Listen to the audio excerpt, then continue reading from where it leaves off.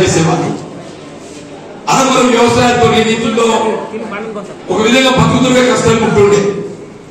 కాలనీలు ఎప్పుడైతే వచ్చాయో మనకి ఏదైతే పంటలు పండించుకోవడానికి అన్ని విధాల సౌకర్యాలు ఏర్పడ్డాయి. అప్పుడేదైతుందో పెద్ద వెంకటేశ్వరరావు గారు ఈ ప్రాంతానికి చాలా డబ్బే ప్రాతినిధ్యం వహిస్తుండేది. 78 నుండి 83 మధ్యకాలం వదిలేడు వెంకటేశ్వరరావు గారు వాళ్ళ ఆలోచన చేసింది. కాలువల ద్వారా వచ్చే నీటితో ఏదైతుందో కేవలం వరిధాన్యం మొక్కజొన్నే కాకుండా వాణిజ్య పంట అయినటువంటి చెరుకు ఉత్పాదన చేసుకుంటే మనం మెరుగు ఉంటుంది అనే భావనలో ఏదైతుందో ఈ ప్రాంతంలో చక్కెర కర్మాగారాన్ని ఏర్పాటు చేయడంలో ప్రధాన పాత్ర పోషించింది వదిలేడు వెంకటేశ్వరరావు గారు చెప్పండి కాంగ్రెస్ పార్టీ. సరే తదుపరి కాలం మనకి ఏమిటి కాదు 2001-2 ప్రాంతంలో ప్రతినిధితో అప్పుడు తెలుగుదేశం పార్టీ పాలన ఇది ఆశించిన లాభాలు పొందడం లేదు, ఆర్థికంగా ఏదైతుందో ఇబ్బందులు ఎదురవుతున్నామని చెప్పని అప్పుడు టీడీపీ బీజేపీ మిత్రపక్షం మన ప్రాంతంగా ఏదైతుందో మెట్పల్లికి వెళ్ళి దాము వెంకటరమణ నిర్ణయం గెలిచింది. సీఎం విద్యాసాగర్ గారు పార్లమెంట్ సభ్యుడిగా ఉంటున్నాయి. ఆ కాలం ఏదైతుందో ఇందులో 50% వాటా విక్రయించారు. కొన్నులు ఎవరు అంటే గోకరాజు గంగరాజు బీజేపీ పార్లమెంట్ సభ్యుడు. సరే మారిన కాలానికి అనుగుణంగా తెలంగాణ రాష్ట్ర ఏర్పాటు ఉద్యమంలో ప్రధాన పాత్ర పోషించారు. రాష్ట్రం ఏర్పాటు కాబట్టినట్లయితే ఈ ప్రైవేట్ రంగంలో నిర్మింపబడుతున్న చక్కెర కర్మాగారం మేము ప్రభుత్వ పరంగా చేపడతాం, రైతులు మరింత ఉపయోగకరంగా ఉంటుంది అనేటువంటి ఒక అభిప్రాయం వ్యక్తం చేశారు. అందరూ కూడా ఈ ప్రాంతంలో రాజకీయాలకు అతీతంగా ఉద్యమం పాల్గొంటారు. సరే తెలంగాణ రాష్ట్రం ఏర్పడ్డది. ఉద్యమ నాయకుడు ఏం చేస్తుందో కేసీఆర్ గారిని గుర్తించిండ్రు. టీఆర్ఎస్ ప్రభుత్వం అధికారానికి వచ్చినట్టయితే మన చక్కెర కర్మాగారం ప్రభుత్వ పరంగా నిలిపివేయబడుతుంది అనే భావనతో ఇక్కడ విద్యాసాగర్ రావు గారికి అవకాశం ఇచ్చింది.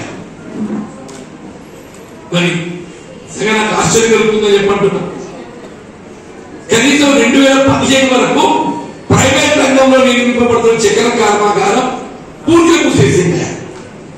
పేద మీదకి పోయి పొయ్యిలో పడట్లయితే కనీసం 2015 వరకు ఉమ్మడి రాష్ట్రం ఉన్నాక ఏదైతుందో ప్రైవేట్ రంగంలోనైనా చక్కెర కర్మాగారం నిర్మింపబడ్డది. తెలంగాణ వచ్చినాక కవితమ్మ గారు పార్లమెంట్ సభ్యులకు ఎంపిక వచ్చిండ్రు. ముఖ్యమంత్రి గారి తనయ్య ప్రత్యేక చొరవ తీసుకుంటుంది. ఈ ప్రాంతం వెళ్ళి టిఆర్ఎస్ అభ్యర్థి ఎమ్మెల్యే గెలిచిండు, ఎన్నికల్లో వాగ్దానం చేసిండు.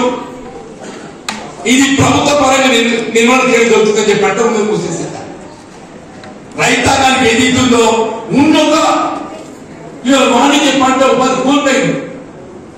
చెరువు పంట విస్తీర్ణత తగ్గిపోవడం మొదలుపెట్టింది. ఎవరైనా ఆశ తక్కువ పండించుకుందాం చెప్పంటే కామారెడ్డి గాయత్రి పంపే పరిస్థితి ఏర్పడింది.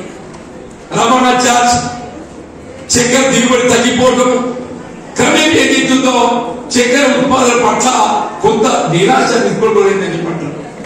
అప్పటికే ప్రాంత రైతాంగంలో ఒక విధమైనటువంటి ఒక ఈ నిరాశ నిస్పృహతో టీఆర్ఎస్ పట్ల ఒక వ్యతిరేక భావం ఏర్పడుతుంది. అది కవిత మెడ చుట్టుకుందా? నేను ఉన్నవాళ్ళు చెప్తున్నా, అది కవిత మెడ చుట్టుకుంది.